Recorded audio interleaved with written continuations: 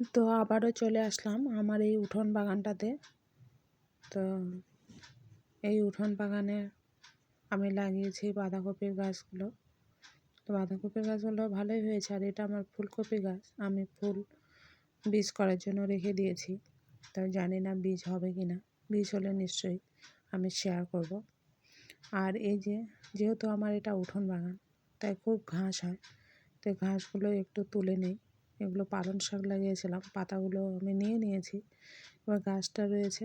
তো আমি এখন ঘাসগুলো তুলে ফেলবো, কারণ ঘাস না তুললে গাছগুলো তো ঠিকঠাক হবে না। তাই ঘাসগুলো আমি তুলে নিচ্ছি। তো দেখাবো কতগুলো ঘাস তুলছি। তো এইভাবে ঘাসগুলো আমি তুলে নেব। তো আজকের জন্য আমি বাগানের কাজ মোটামুটি শেষ করে দিচ্ছি।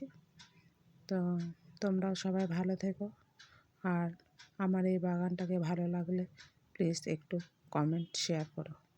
এটুকুই, আর বেশি কিছু না। দেখো আমি কত